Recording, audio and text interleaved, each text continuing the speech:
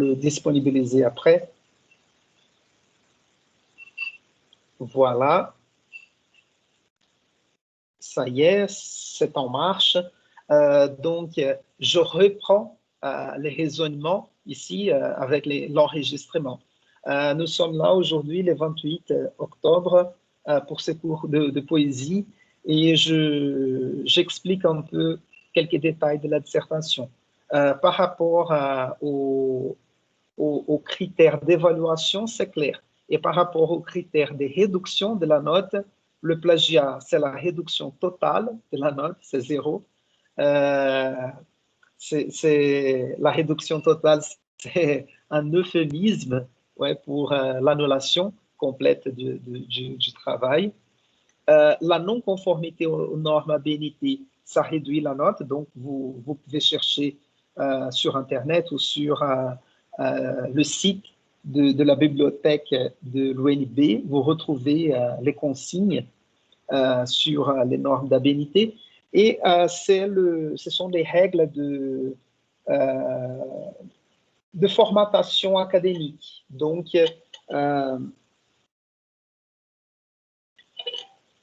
nous n'avons pas d'excuses à s'en passer, à éviter.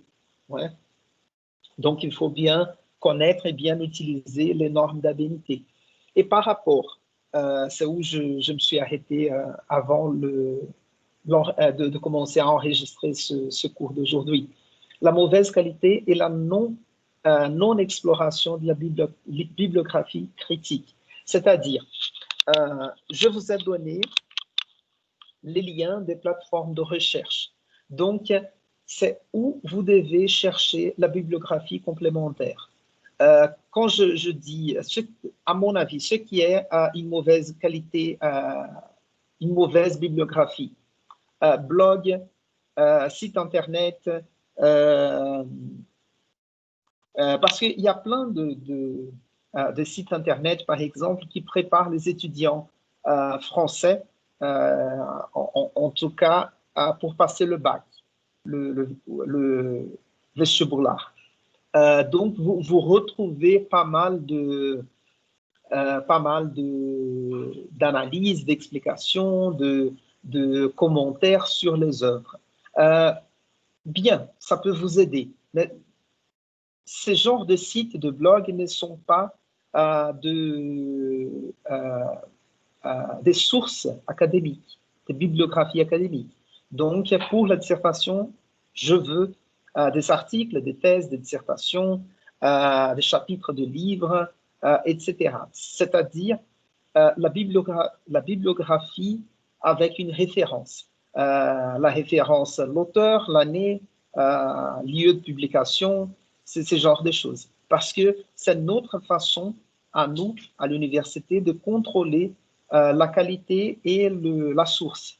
C'est-à-dire, je peux aller vérifier la vérité ou la qualité de cette bibliographie, de cette source de recherche, en comparant votre texte avec l'article ou la thèse, etc. D'accord? Et la non-exploration, c'est-à-dire, ça ne suffit pas de citer ou de mettre la référence dans les bibliographies à la fin de la dissertation. Vous devez dialoguer avec cette bibliographie. Et je ne vous demande pas d'aller chercher 10 articles, 10 chapitres de livres. Non. Si vous avez retrouvé 2 articles intéressants pour votre dissertation, ça suffit déjà.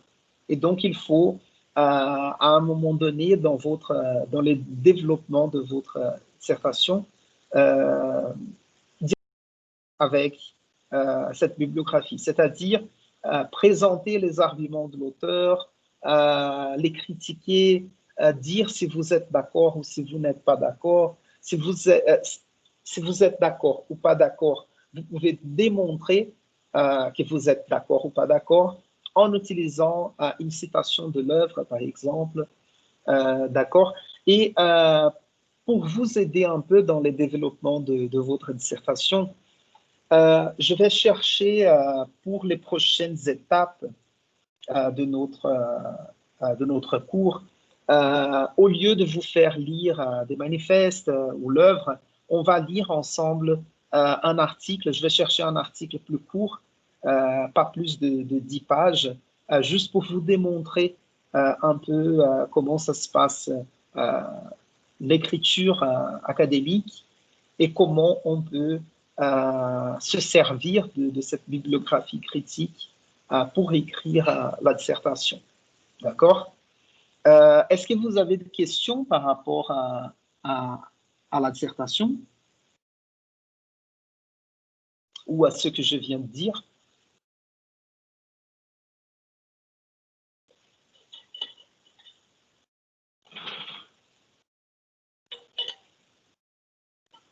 D'accord, c'est un non. Voilà. Je commence donc le partage d'écran pour vous montrer ce qu'on va faire aujourd'hui. Non, c'est ici.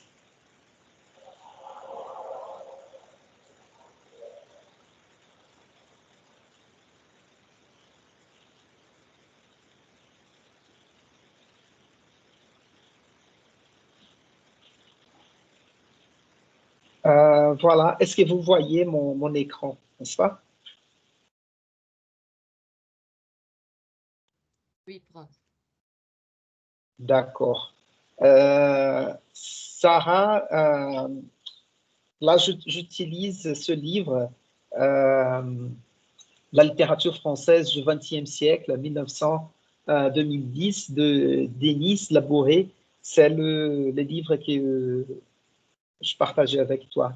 Tu m'en as demandé récemment et c'est un des deux livres que je t'ai repassé.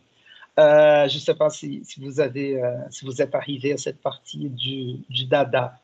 En fait, j'ai décidé de présenter aujourd'hui euh, le mouvement dada parce qu'on suit, on suit le parcours qu'on a commencé. Nous avons commencé avec le futurisme, les manifestes. On n'a pas vu, en fait, la poésie de Marinetti, mais je vous ai dit que malgré la révolution des manifestes ou ce que Marinetti propose au niveau des idées esthétiques et politiques, sa poésie reste quand même euh, assez traditionnelle, en quelque sorte, je dirais. Et puis, nous avons passé à l'esprit nouveau, ou, avec Apollinaire. Mais je répète ce parcours parce que on n'a pas fini, on n'a pas encore fini avec Apollinaire. Et jusqu'à la fin de la semaine, je vais vous envoyer une vidéo parce que je vais faire je vais utiliser le dernier, je vais dire comme ça, le dernier Apollinaire, c'est-à-dire l'Apollinaire des calligrammes, ce genre de poème visuel, pour introduire une réflexion sur la poésie visuelle.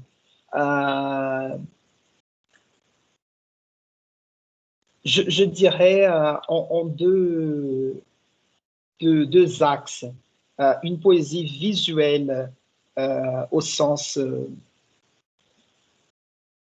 direct, je veux dire, du dessin de l'image, et d'un autre côté, de la poésie visuelle par rapport aux images créées au sens presque surréaliste. Et comme ça, ce sera l'introduction au surréalisme qu'on commencera à voir la semaine prochaine. Donc, aujourd'hui, on parlera du dada ou de dadaïsme parce que on finit en quelque sorte la réflexion commencée avec le futurisme, passée par Apollinaire et l'esprit nouveau, et maintenant on arrive ici avec Dada. Sûrement vous avez déjà entendu parler de de dadaïsme. Je ne sais pas si vous avez déjà lu le manifeste dadaïste de Tristan Tzara, ce poète romain, mais qui écrit en français. Je souligne son nom ici.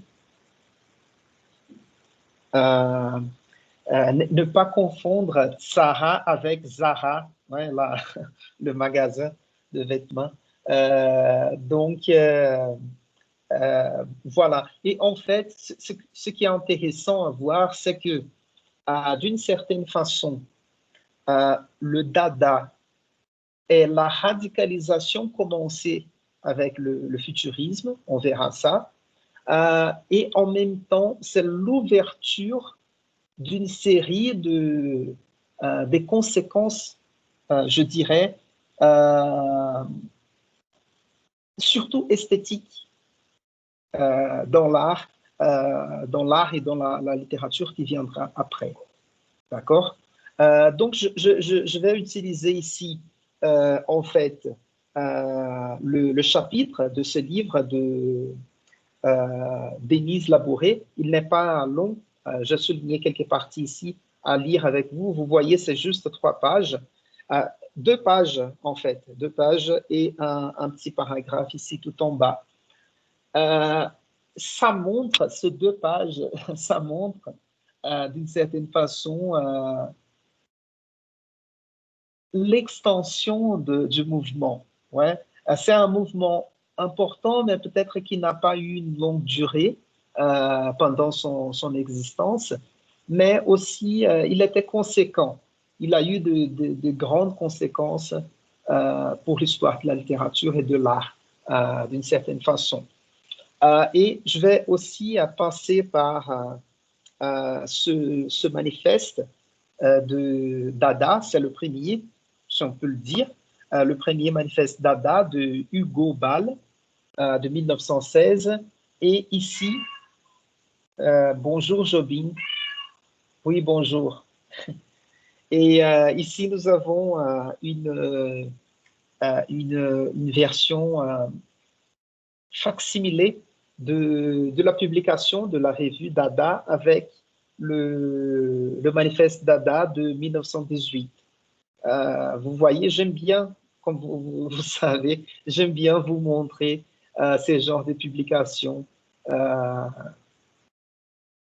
C'est intéressant de penser à la réception de ces textes à cette époque-là. Et à cette époque des avant-gardes, au début du XXe siècle, nous avons eu la fondation et la publication de plusieurs numéros, de plusieurs revues littéraires. Quelques-unes ont eu une longue durée, d'autres n'ont pas duré longtemps. Ouais. Donc, je reviens ici au texte de Labouré pour m'en servir dans cette introduction du mouvement Dada. Et c'est intéressant, dès le titre de cette section, la révolte Dada, parce que nous avons vu avec le futurisme, par exemple, il y avait quelque chose de novateur, d'innovant dans le futurisme, avec Marinetti. Surtout une certaine rupture avec le passé, avec les musées, avec les écoles, avec les universités, tout ce qui était passéiste, tout ce qui était ancien. On essayait de rompre avec le futurisme. Le non-futurisme nous projetait déjà vers le futur, vers l'avenir. C'était clair. Ouais. Et puis, avec l'esprit nouveau d'Apollinaire, nous avons vu que le plus important pour Apollinaire était la surprise et pas la nouveauté en tant que telle, ou la nouveauté tout court. Et nous avons vu aussi que Apollinaire, je vais même partager avec vous un article sur les continuités et les ruptures avec la tradition d'Apollinaire. Donc, là, nous avons vu avec la poésie d'Apollinaire, surtout celle du livre Alcool, qu'il y a une rupture avec la tradition, surtout le vers, l'absence de ponctuation, quelques ruptures formelles, on va dire, et thématiques aussi. Par exemple, même s'il y a une mélancolie, il n'y a pas un épanchement subjectif, c'est-à-dire, comment je peux dire, expliquer cet épanchement subjectif, c'est-à-dire le poète se jette complètement subjectivement dans son poème, comme un poète romantique. Il y a la subjectivité avec Apollinaire, il y a la mélancolie, la tristesse, l'amour quand même, mais la façon de démontrer ces sentiments est plus sobre. Ouais. Donc, il y a ces jeux chez Apollinaire entre rupture et continuité. Il ne va pas rompre complètement avec la tradition. Et dans cette révolte d'Ada, on verra qu'on met ou on pousse à la radicalité, on pousse la littérature à la radicalité. C'est ça, ici, le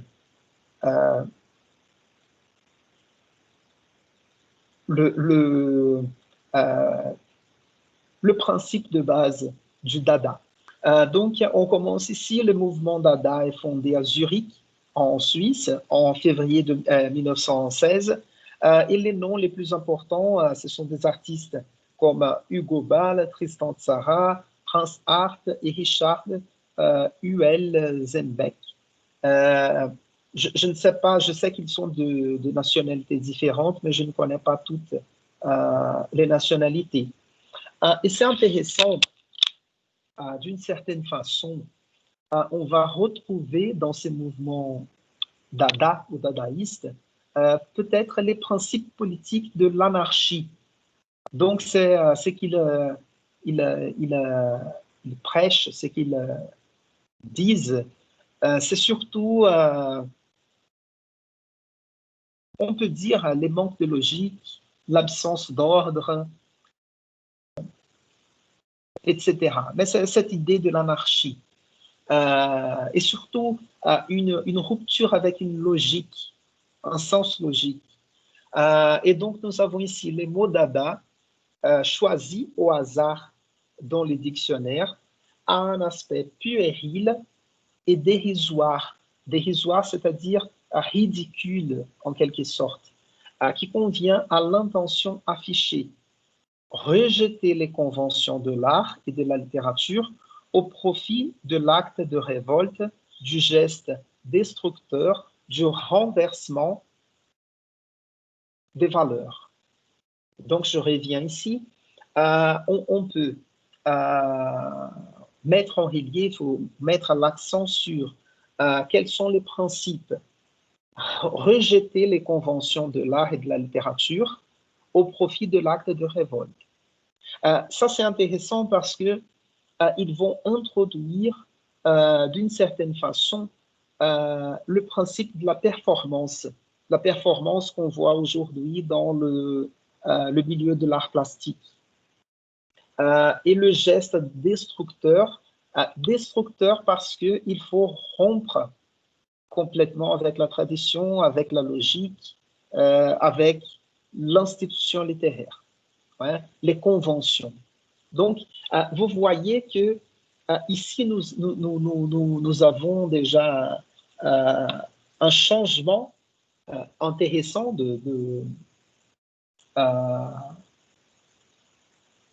d'intensité ou d'énergie, parce que si nous avons vu avec le futurisme, peut-être, le principe plutôt de la rupture avec la tradition.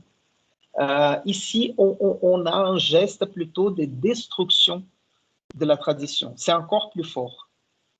Ouais, c'est cette idée dont je vous ai parlé tout à l'heure, de pousser plus loin ou de pousser à la radicalité ces mouvements avant-gardistes et du renversement des valeurs.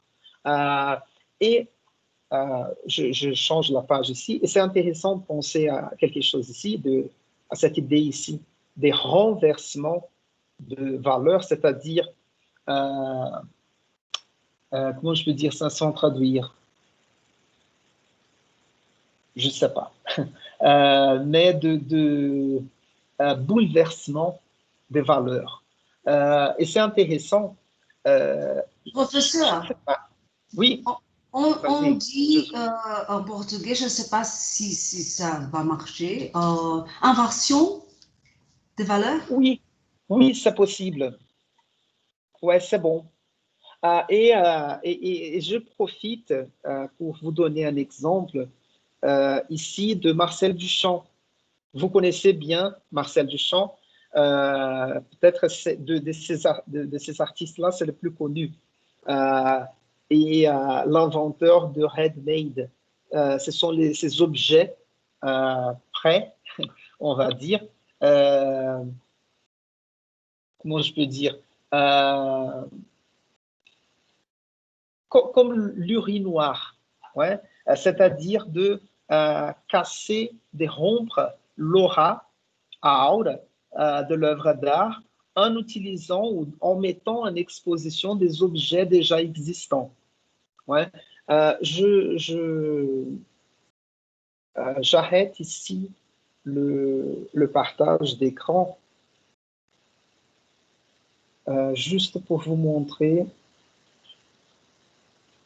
quelque chose ici sur Google.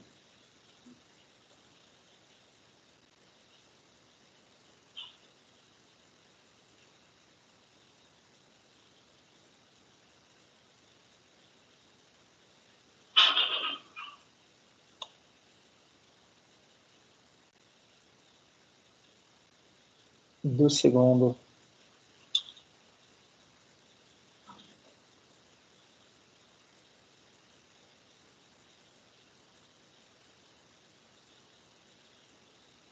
Voilà.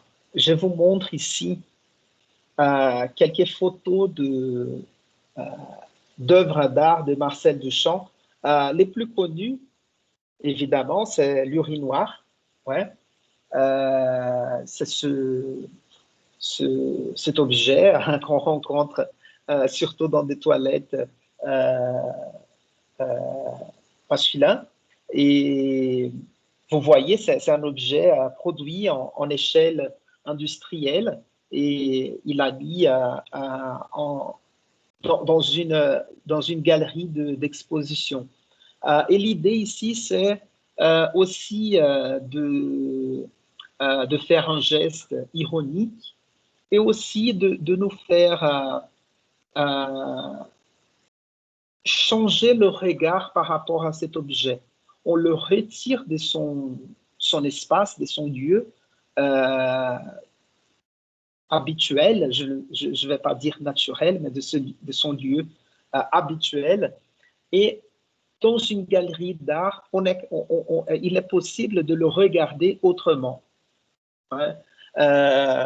Évidemment qu'il y a un geste ironique dans ces gestes de Marcel Duchamp. Par contre, c'est intéressant, cet autre objet ici, qui c'est je ne sais pas en français les noms, c'est la roue et les tabourets, ou la roue sur les tabourets, ou la roue sur les bancs, quelque chose comme ça.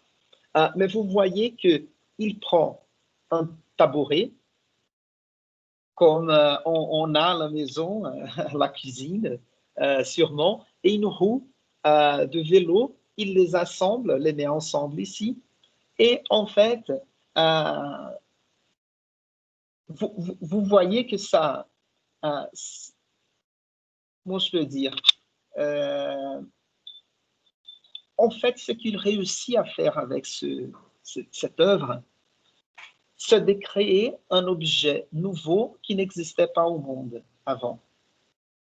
Ouais. Parce que, par exemple, si je fais une sculpture comme Rodin, d'un pied, ou du penseur, un homme qui pense, qui réfléchit, ce sont des objets, d'une certaine façon, qui existent, la représentation d'objets existants au monde. Mais quand il met ensemble une roue de bicyclette ou de vélo et un tabouret, il crée un objet tout à fait nouveau qui n'existait pas au monde. OK? Mais pourquoi je vous parle un petit peu de Marcel Duchamp? Par hasard, mais à propos de l'idée des renversements des valeurs. Est-ce que vous connaissez Rose?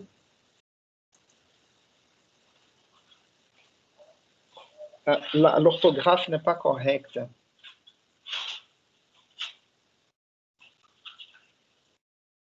Voilà. C'est Rose, c'est la vie. Ça s'écrit en fait de cette façon-là. C'est la vie. Voilà. Et ça se prononce comme c'est la vie. Pardon, je disais, l'orthographe n'était pas correcte et elle n'était pas correcte. C'est parce que c'est deux R. Ici, vous voyez, Rose, c'est la vie et ça se prononce comme c'est la vie en français. Et en fait, vous voyez ici une série de photos de cette jolie femme intrigante ici, qui n'est rien d'autre que Marcel Duchamp.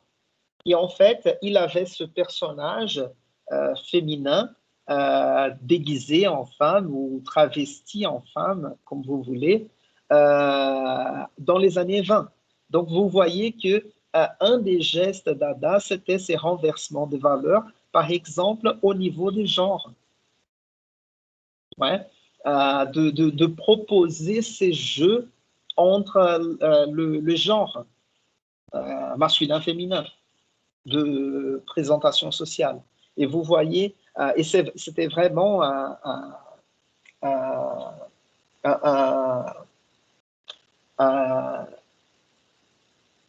d'une certaine façon scandaleux pour l'époque.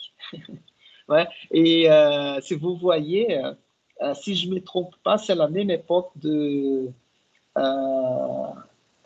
Lily Elbe, la première transgenre genre, au monde, celle du film Garota dinamarquesa. Et donc, on avait Marcel Duchamp qui faisait ces jeux esthétiques, éthiques aussi, dans sa vie. Et aussi, je profite que je suis sur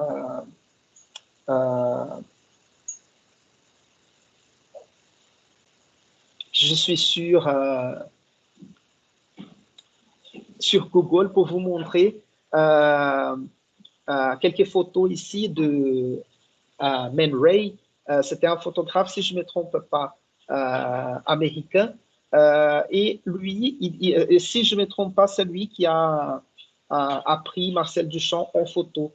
Donc, vous voyez ici ses œuvres, mais lui, il a aussi, laisse voir ici,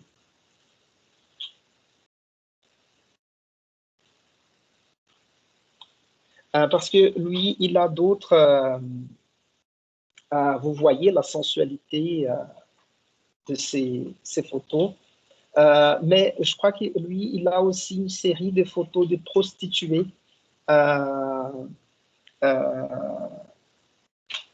ou de la vie nocturne de l'époque à Paris, si je ne me trompe pas. Et donc, vous voyez, c'est d'une certaine façon, ça participe de cette idée de renversement de valeurs parce que on met en scène une sensualité, une sexualité et un monde caché qui ne participait pas à la grande société, on va dire, un peu comme ça, d'accord? Je vous invite à chercher plus ces photos après. Et je reviens ici au texte de Labouré.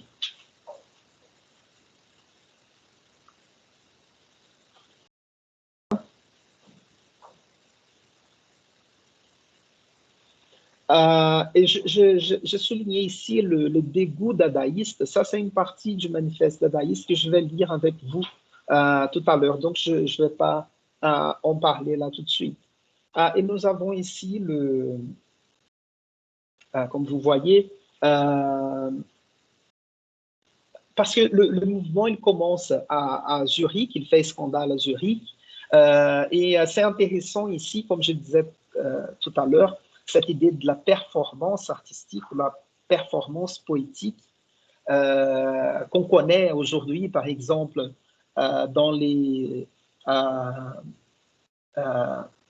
sarau ou duelos de MCs, ces côtés performatifs de la présentation poétique, il commence assez bien ici, surtout avec ces côtés scandaleux. Donc à Zurich en 1916, je lis ici, tout est fait pour exaspérer et indigner le spectateur. Les animateurs hurlent des poèmes insaisissables, frappent sur une grosse caisse, poussent des cris d'animaux. Donc c'est quelque chose un peu, si on peut dire, une ambiance avant la lettre, en quelque sorte, une ambiance tropicaliste avant la lettre. Et la méthode est importée à Paris en 1920. Donc l'esprit dada, relayé par quelques revues, se répand. Il arrive à l'occasion d'événements bruyants et des réunions agitées à Paris quelques années plus tard. Parce que, comme nous avons vu, Paris, c'était le centre culturel des avant-gardes. C'était, comme nous avons vu, Picasso, par exemple, était un peintre espagnol qui vivait à Paris. Donc, il était à Paris. Nous avons vu le futurisme, il est de base italienne. Nous avons vu que Marinetti est italien, était italien, mais il a publié aussi le manifeste, surtout le premier manifeste futuriste, dans un journal français, justement à cause de la portée de ces milieux intellectuels et artistiques français. Nous avons vu aussi que l'esprit nouveau d'Apollinaire, c'était un mouvement, si on peut appeler un mouvement, français aussi, parisien, en quelque sorte. Et donc, le dadaïsme commence en Suisse, à Zurich, mais puis il arrive à Paris, et là, il va faire, en quelque sorte, on peut dire, il va faire carrière, ou il va rencontrer un certain succès. Avançons, donc,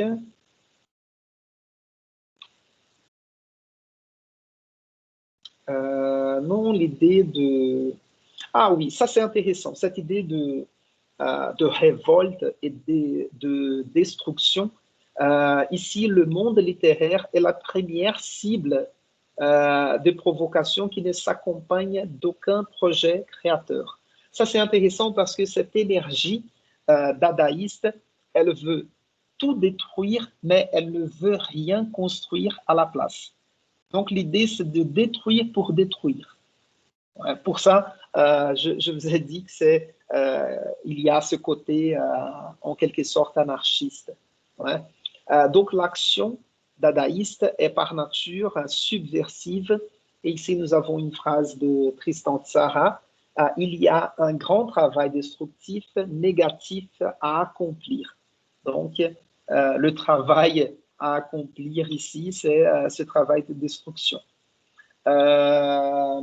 Et en fait, Labouré nous donne ici le contexte historique, social, politique du succès de Dada, et c'est la Grande Guerre, la première Grande Guerre, les ruines de cette première guerre. Et il dira ici, parce que vous voyez, si ce mouvement commence en 1916, il va arriver en France en 1918 et il va se développer de 18 à 1922-24, quelque chose comme ça. C'est le moment juste après la deuxième partie de la Première Guerre et le moment juste après. Donc, on verra par exemple une critique du Dada à la bourgeoisie parce qu'ils vont comprendre que la bourgeoisie a gagné de l'argent et a financé la guerre, en quelque sorte. Et en même temps, les puissances, je peux dire comme ça, les puissances rationnelles n'ont rien fait pour éviter la guerre. Une guerre qui a été atroce. Donc, ce n'est pas par hasard qu'ils vont attaquer la logique, comme je vous ai dit tout à l'heure. Donc, nous avons ici la question du nationalisme européen. Ça, c'est quelque chose d'intéressant aussi. On aura en ce moment-là, un jeu entre l'art nationaliste et l'art internationaliste. Et d'une certaine façon, les avant-gardes et ces mouvements progressistes au niveau de l'art, ils seront ou ils tendront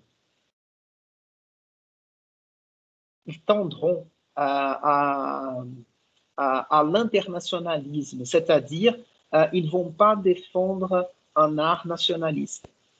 Ouais. Et ceux qui sont plus réactionnaires vont défendre un art un peu plus nationaliste. Et c'est intéressant parce que comme toujours, les choses ne sont pas noires sur blanc. J'explique parce que peut-être vous allez penser qu'il y a une contradiction, et peut-être c'est une contradiction, mais c'est comme ça. Nous avons vu avec les futurismes naît en Italie avec Marinetti, et puis il part en France, et on aura les futurismes russes et des futurismes un peu partout. Mais Marinetti, il sera ou il va se lier avec le fascisme italien, qui est un mouvement nationaliste, donc réactionnaire. Mais cela n'empêche pas au mouvement futuriste d'avoir un côté internationaliste. D'accord? Par contre, le dadaïsme, il sera tout à fait contre tout ce qui est nationaliste. D'accord?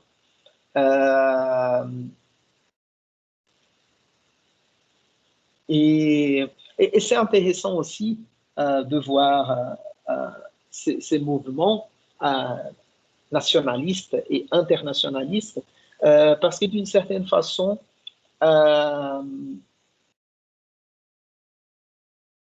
on verra avec le surréalisme, le surréalisme aura aussi cette pulsion internationaliste, en quelque sorte.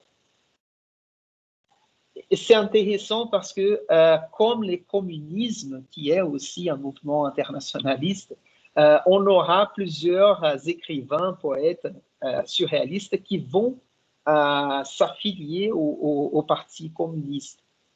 Donc, c'est intéressant de voir que il y aura une certaine correspondance entre l'esthétique internationaliste et un mouvement politique ou partidaire internationaliste comme le communisme, et d'autre côté, certains écrivains qui seront plutôt nationalistes et qui vont se rapprocher des mouvements fascistes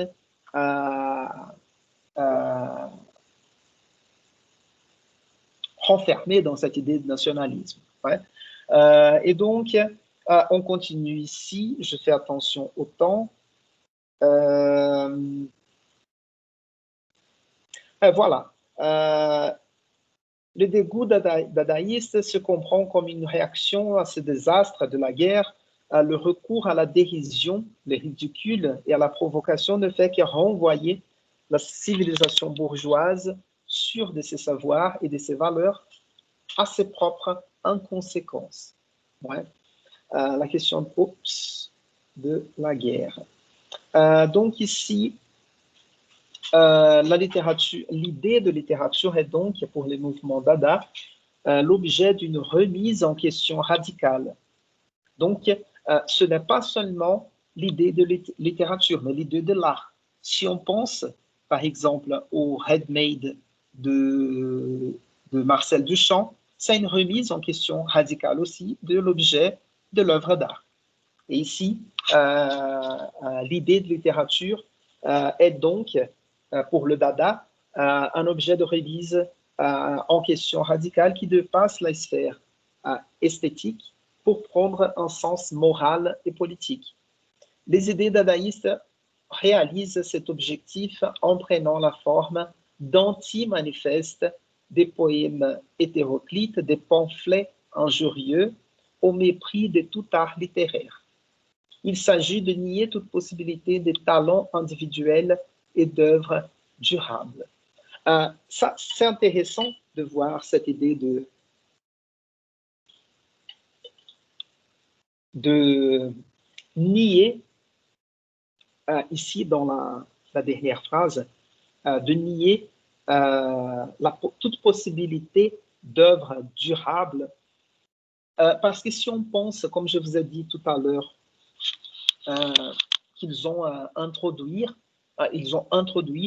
la performance poétique, et la performance, elle est une œuvre qui n'est pas durable. Ouais, parce qu'elle va durer les temps de la performance. Évidemment que s'il s'agit d'un poème, le poème, il restera en texte, écrit, publié, imprimé, quelque chose comme ça. Par contre, la performance, elle n'existe que pendant sa durée. Tout enregistrement photo, vidéo d'une performance, ça reste comme archive. Vous voyez, ce n'est pas l'œuvre elle-même. La performance, elle a ce côté de présence. Ça, c'est intéressant. Ouais. Et voilà, et pour ces idées-là d'anti-manifeste, je vais lire avec vous des extraits du manifeste Dada. Donc, voyons ici. Oui, je soulignais ici en fait des noms. André Breton, Paul Éluard, Louis Aragon, Robert Desnos, Philippe Soupeau. Ce sont des poètes qui vont commencer dans les mouvements Dada et qui après vont développer les mouvements surréalistes. Mais en ce moment, tout au début, dans les années 1918-1920, ils seront du côté du dadaïsme. Et après, il y aura une rupture avec surtout de Breton avec Tristan Tzara.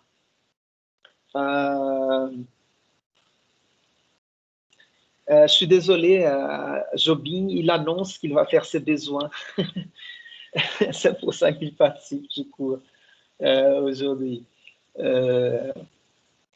Donc, ici, ces poètes-là, ils ont certes trouvé dans le mouvement Dada un élan libérateur et une puissance critique qui ont pu être nécessaires et féconds à un autre moment de leur parcours contre l'art institutionnel, l'ordre moral de la société bourgeoise.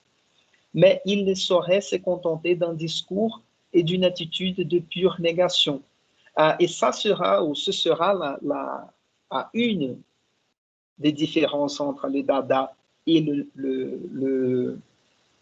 le surréalisme. Le surréalisme va proposer la création de quelque chose en tant qu'objet d'art. Ouais. Et ici, dans les Dada, le but, c'était de détruire, comme je vous ai dit tout à l'heure. Ici, je ne vais pas lire cette partie-là parce que, en fait, c'est un peu la scission entre Tzara et Breton. Ça, c'est un côté plutôt anecdotique. Vous pouvez vérifier ça après. Mais ici, le dernier paragraphe, il est intéressant. Laisse voir si... Non, j'arrive pas. Voilà. Parce que ça montre un peu les apports du mouvement dadaïste à l'histoire de l'art et de la littérature d'après. Donc, Labouré dira ici, au total, le mouvement Dada aura eu toutefois des effets remarquables en libérant le pouvoir des mots grâce à un traitement ludique de la langue dont les surréalistes se souviendront en préfigurant par ces usages de la scène les futurs théâtres de pardon, je fais une mauvaise lecture ici, parce qu'en fait, Labouré ici, il va nous donner plusieurs effets remarquables, pas forcément pour le surréalisme. Ouais. Donc, je recommence ici. Le premier, c'est libérer les pouvoirs de mots grâce à un traitement ludique de la langue dont les surréalistes se souviendront. Ça, c'est un des effets remarquables. Le deuxième, il préfigure par ses usages de la scène les futurs théâtres de l'absurde. Donc, cette idée d'absurdité, elle va avec cette idée de la rupture avec la logique dont je vous ai parlé tout à l'heure. Ouais. Et annonce une esthétique fondée non sur les cultes de l'œuvre achevée, l'œuvre d'art terminée, mais sur l'événement en acte. C'est pourquoi je vous ai parlé tout à l'heure de performance. Donc, non sur le culte de l'œuvre achevée, mais sur l'événement en acte. L'œuvre achevée, ce serait un tableau déjà peint, par exemple, comme la Joconde. Ça, c'est un tableau terminé. Ouais, il est fini. Donc, l'œuvre achevée, mais sur l'événement en acte, l'installation provisoire ou la performance volontairement éphémère. Esthétique encore bien vivante au tournant du XXe siècle. Donc, vous voyez que quelque chose qui commence au début du XXe siècle avec le Dada, qui est un mouvement, comme je vous ai dit, en quelque sorte assez court, aura des débouchés encore aujourd'hui. Et on voit que surtout dans le domaine des arts plastiques, on voit assez souvent ce genre des choses. Événements en acte, installation provisoire, performance, voilà. OK. Et je crois que c'est terminé ici. Voilà, c'est terminé. La semaine prochaine, on parlera de révolution surréaliste. Je change ici. En fait, je vais vous. En fait, ce manifeste Dada ici du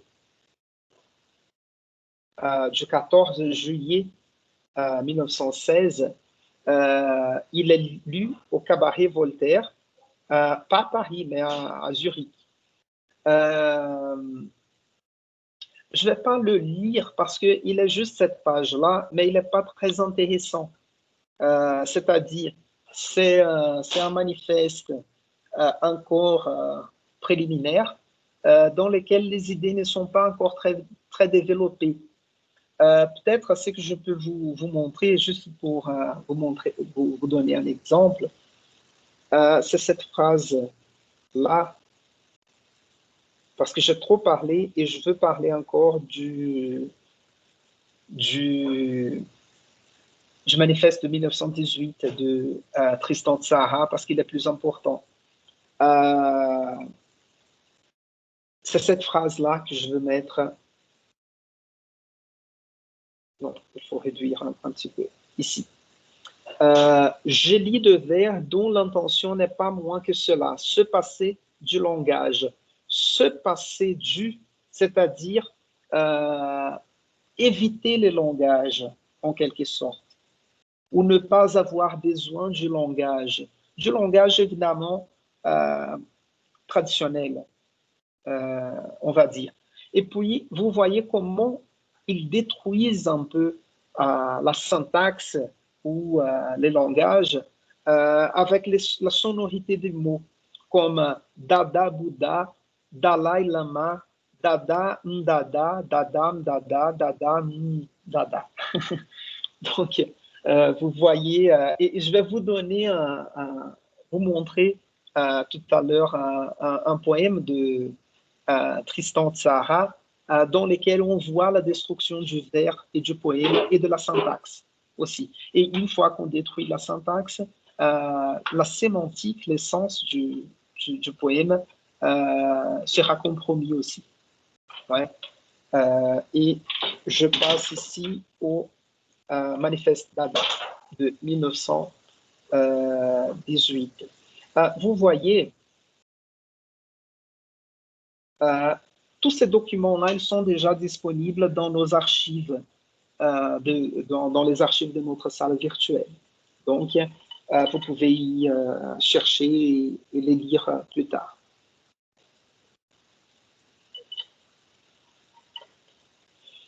Donc, ici, pour vous expliquer, ici, j'ai un ouvrage plus moderne, je vais dire, une publication plus récente, avec 7 manifestes Dada de Tristan Tzara. Et je l'utilise parce que la qualité est meilleure, évidemment. Par contre, j'ai ici cette version facsimilée, comme je vous ai dit, qui a été publiée dans cette revue-là. Mais je crois qu'il est... je l'ai disponibilisé aussi dans nos archives. Et donc, vous voyez comment il a été publié à l'époque. Il semble pas si long, comme vous voyez, ça fait 3 pages. Et il est suivi de quelques poèmes, par exemple de Pierre Reverdy ici, de Francis Picabia,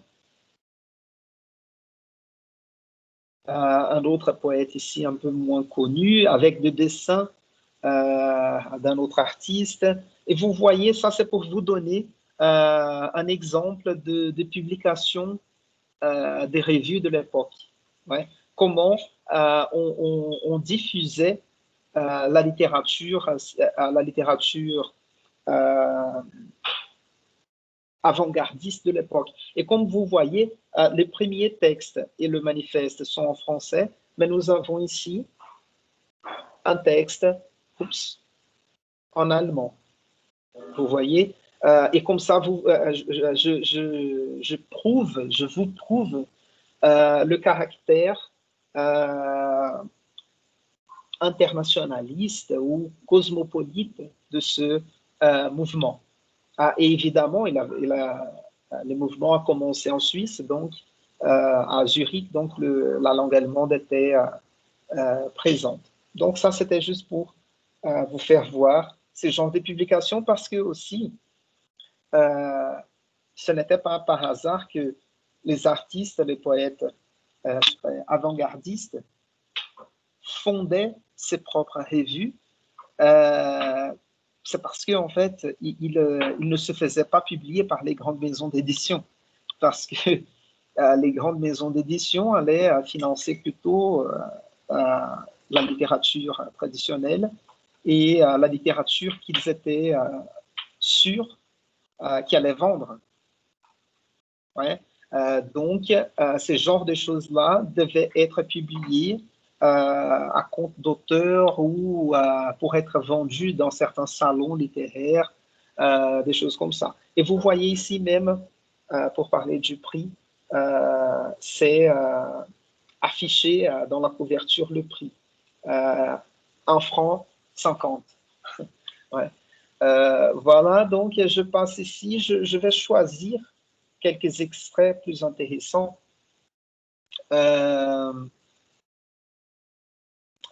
Pour vous montrer un peu cette énergie destructrice du manifeste ou de l'éthos de cette attitude dada. Laisse voir ici. Non, on avance. Oups.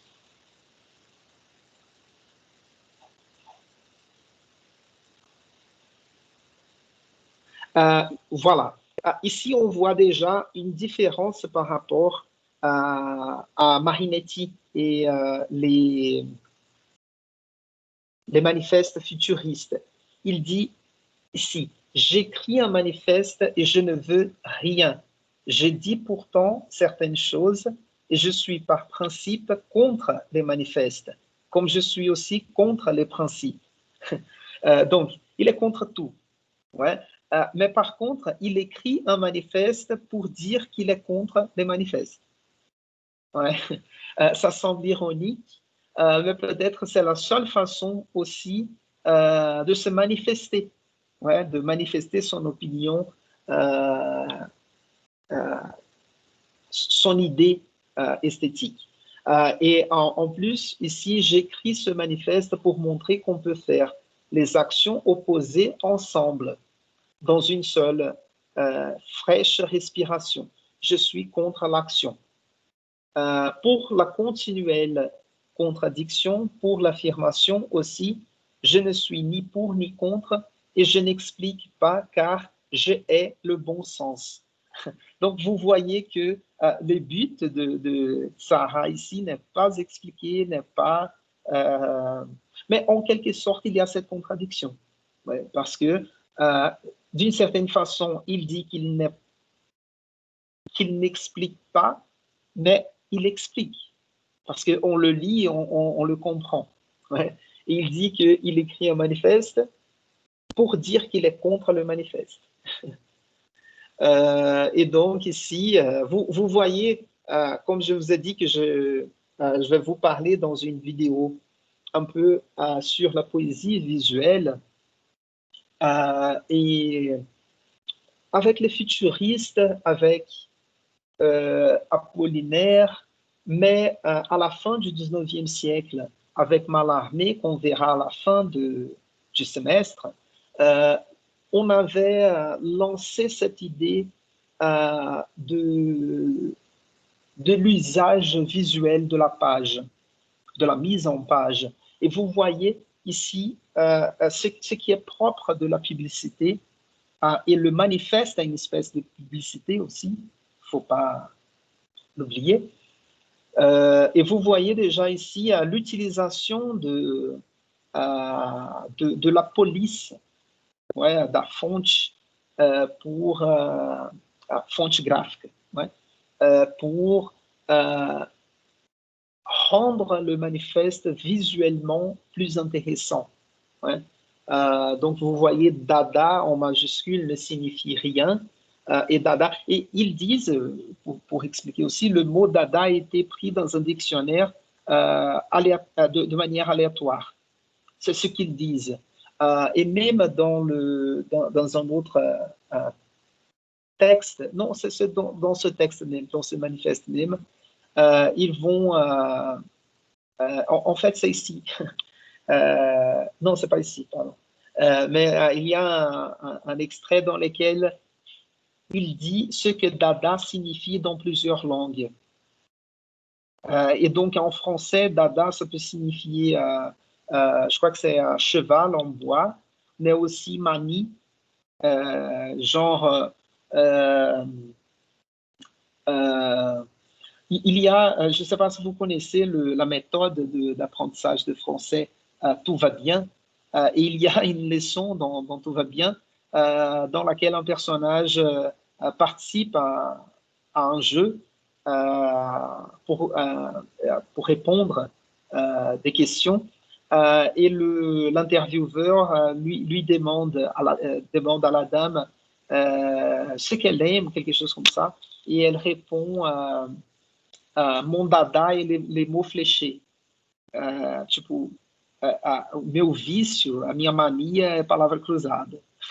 C'est ce qu'elle aime. Donc, dada, ça existe en tant que mot en français dans les dictionnaires, mais ils ne vont pas l'utiliser dans le sens du dictionnaire. L'idée, c'est de vider, de esvaziar le mot de son sens, esvaziar a palavra do seu sentido, justement pour créer cet effet dadaïste. Ouais. Voyons.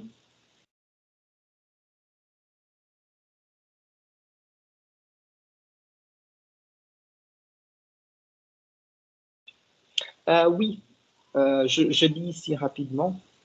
Ainsi naquit ou ainsi est né Dada d'un besoin d'indépendance, de méfiance envers la communauté. Donc, oui, je finis la lecture. De méfiance envers la communauté. Ceux qui appartiennent à nous gardent leur liberté.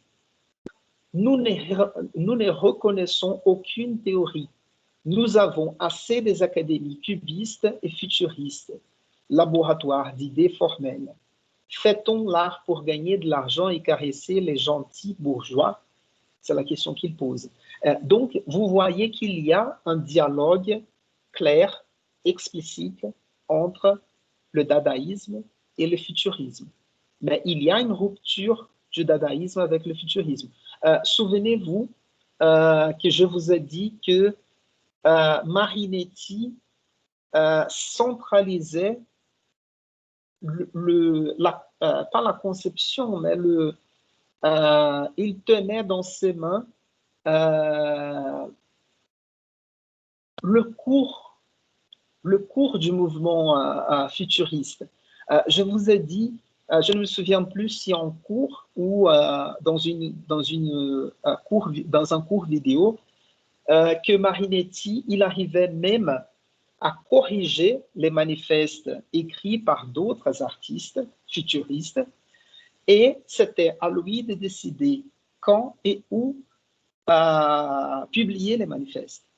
Donc, tout était centralisé dans sa personne, dans sa figure. Et ici, le dadaïsme, comme je disais d'une certaine façon, un mouvement un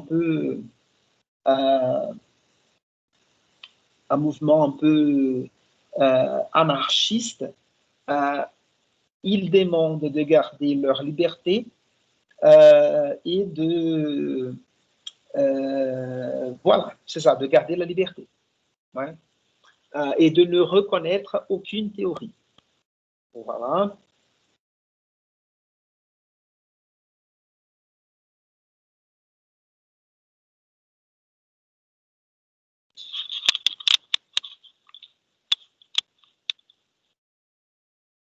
Non, ça va.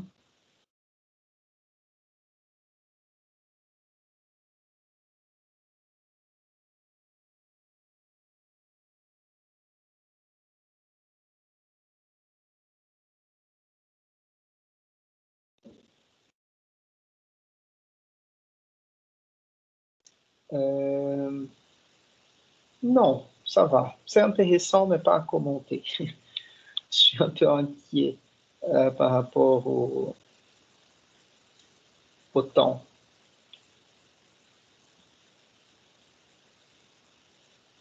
Voilà, ici, nous avons un extrait assez intéressant. Je lis.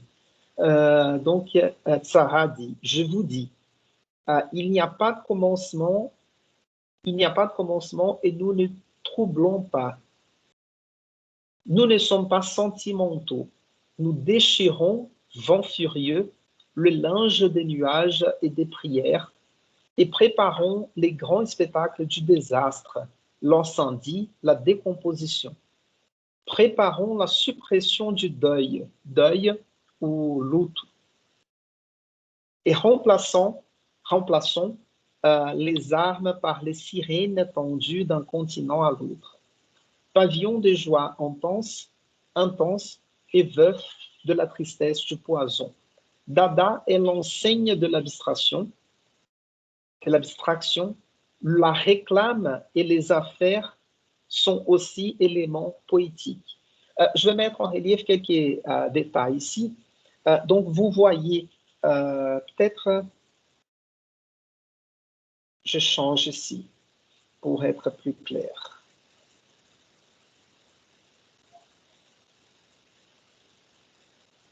Voilà. Et je mets en relief ces deux phrases et pas tout le paragraphe. Nous déchirons, vent furieux, l'élange des nuages et des prières. Vous voyez ici, c'est un langage un peu plutôt métaphorique. Et préparons le grand spectacle du désastre, l'incendie, la décomposition. Donc, trois mots qui représentent l'idée de destruction. Désastre, incendie et décomposition. Et puis, pardon, je ne voulais pas tout ça. Ah oui, je comprends. Voilà. Dada est l'enseigne de l'abstraction. Ouais, ça représente l'abstraction. C'est comment je peux dire, le drapeau de l'abstraction. La réclame, la publicité et les affaires sont aussi éléments ou des éléments poétiques. Donc, je viens de vous dire que l'utilisation de la mise en page, de l'organisation de mots sur la page, qui est un principe propre de la publicité, est rendue par les dadaïstes comme un élément poétique. D'accord? Donc, c'est intéressant parce que on vient de lire la phrase dans laquelle il dit qu'il est contre les principes. Et ici, ce qu'il nous donne, c'est un principe. Et voyons, avançons encore. La spontanéité dadaïste. Oui. Ouais. On va finir ça. Donc, je vais vous demander 5 minutes de plus pour finir les raisonnements. Je vais juste vous donner un exemple ici. Et pour le faire, il me faut, voilà, interrompre le partage d'écran. Juste pour vous donner un exemple poétique de Tzara,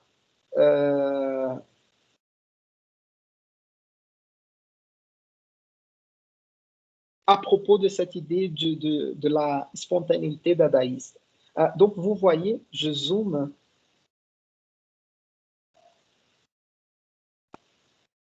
Ici. Ce poème, ouais, c'est bon, comme ça. Pour faire un poème dadaïste, probablement vous avez déjà entendu ou lu ce poème, peut-être traduit en portugais. Donc, pour faire un poème dadaïste, prenez un journal, prenez des ciseaux, choisissez dans ce journal un article ayant la longueur que vous comptez donner à votre poème. Découpez l'article, découpez ensuite avec soin chacun des mots qui forment cet article et mettez-les dans un sac. Agitez doucement, sortez ensuite chaque coupure l'une après l'autre. Copiez, copiez-les consciencieusement dans l'ordre où elles ont quitté le sac. Le poème vous ressemblera. Et vous voilà un écrivain infiniment original et d'une sensibilité charmante, encore qu'incomprise du vulgaire. Donc, vous voyez ici cette recette pour faire un poème dadaïste, que c'est cette idée de couper les mots d'un article de journal, de faire un tirage au sort, les recopier dans l'ordre, même si cet ordre ne respecte pas la syntaxe. D'accord? Et c'est intéressant parce qu'il dit ici, donc vous voyez que cette spontanéité dadaïste fait de tout le monde un écrivain original et des sensibilités charmantes, ouais, même si cette poésie qu'on fait, qu'on est tous capables de faire, elle n'est pas comprise du vulgaire, c'est-à-dire de tout le monde. D'accord? Donc ici, nous avons un exemple poétique de cette spontanéité dadaïste. Et c'est intéressant, pas une, mais deux anecdotes. C'est que, si je ne me trompe pas, Hugo Ball, l'autre poète dadaïste, dans un événement, il a lu un article du journal disant que c'était ou qu'il s'agissait d'un poème. Ouais. Et c'est exactement ou très semblable, très proche du poème de Manuel Bandeira, le poète brésilien. Poema saído, si je ne me trompe pas, c'est poema tirado ou poema saído de uma notícia de jornal. Je ne me souviens pas très bien du poème, mais c'était quelque chose comme João Gostoso, quelque chose comme ça. Bebeu, dançou, depois se jogou na Lagoa Rodrigo de Freitas, quelque chose comme ça. Je ne me souviens pas très bien. Mais si vous tapez Manuel Bandeira, poema saído de jornal, tirado de jornal, vous allez le retrouver. C'est assez intéressant. Et j'avance ici pour terminer. Je sais que je dépasse déjà un petit peu. Oui. En fait, ici, c'est cette partie, c'est la dernière partie du manifeste dadaïste. Et ici, on voit un côté plus esthétique de ce manifeste. Donc, je vais lire juste un extrait pour vous montrer, pour vous donner une idée de ce côté plus performatif de ce texte. Donc, dégoût dadaïste, tout produit du dégoût, peut-être je peux le faire un peu comme ça, tout produit du dégoût susceptible de devenir une négation de la famille est dada. Protestation au point de tout son être en action destructive, dada. Connaissance de tous les moyens rejetés jusqu'à présent par le sexe pudique, du compromis commode et de la politesse, dada. Abolition de la logique, danse des impuissants de la création, dada. Oups. Voilà, dada.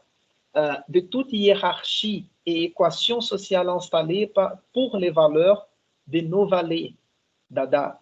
Chaque objet, tous les objets, les sentiments et les obscurités, les apparitions et le choc précis des signes parallèles sont des moyens pour le combat, dada. Abolition de la mémoire, dada. Abolition de l'archéologie, dada. Abolition des prophètes, dada. Abolition du futur, dada, etc. Je ne vais pas continuer, mais c'est intéressant. Je vous invite à le lire. Et vous voyez que à chaque fois, dada est écrit avec ou d'une façon différente. Donc, vous voyez aussi ces jeux ludiques, je dirais, de l'usage de la police. Et c'est intéressant ici, abolition du futur. Ouais. Cette contraposition au futurisme. Et voilà, et ça se finit ici, le manifeste Dada. Donc, liberté, Dada, Dada, Dada, hurlement, hurlement des douleurs crispées, entrelacements des contraires et toutes les contradictions des grotesques, des inconséquences. La vie. Voilà. Je sais que j'ai trop parlé aujourd'hui. Je ne vous ai pas donné trop les temps de poser des questions. Est-ce que vous avez des questions à me poser là?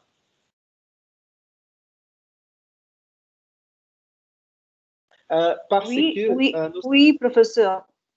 Vas-y, je suis une. Et quand j'écoutais, pendant que j'écoutais contre les manifestes, par un manifeste, toute la contradiction, je pensais à Tonzer, quand il dit, eu estou te confundindo que é para te explicar, eu estou te explicando que é para te confundir. C'est une... Oui. C'est là. Oui, justement, et je ne sais pas si tu as remarqué, à un moment donné, j'avais dit que ça semble une force assez semblable, proche du tropicalisme brésilien. Ouais. Euh,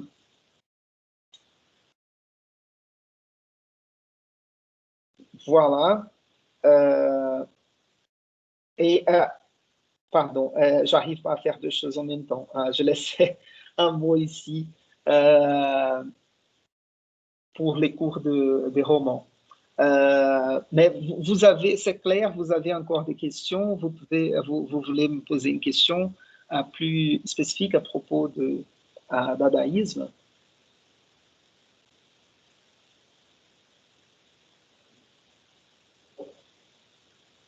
Non? D'accord. Donc, il nous faut encore faire un exercice sur Apollinaire. Je vais préparer une vidéo et un exercice sur Apollinaire. Et je vais préparer aussi un petit exercice sur le dadaïsme. D'accord? Et vous voyez ici, j'ai un livre de poèmes de Tsaha aussi qui s'appelle 25 poèmes. Et probablement, je vais vous demander un petit exercice à partir d'un de ces poèmes. D'accord? Je vais vous montrer ici rapidement.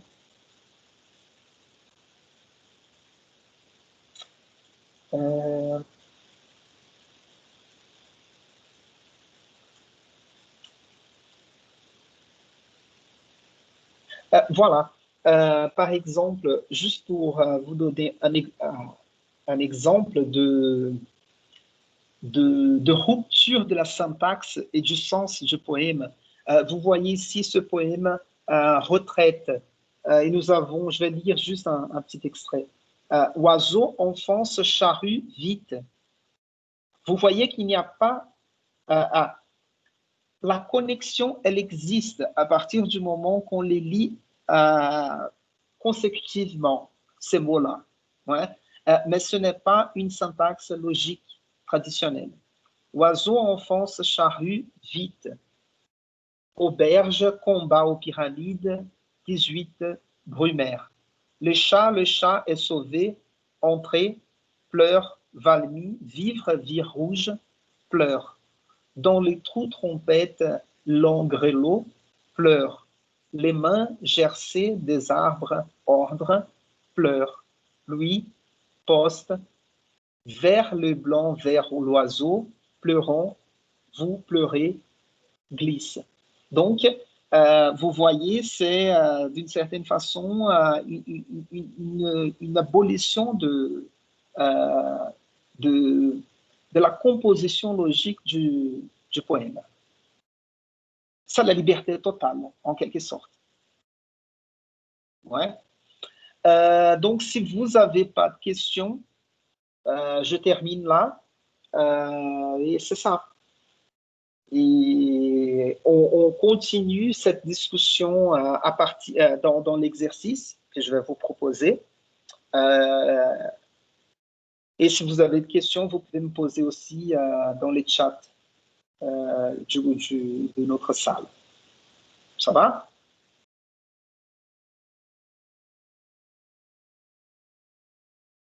OK. Ça va. Oui, ça va. Oh, je Oui. voudrais savoir si vous avez changé la date de Du plan même, oui.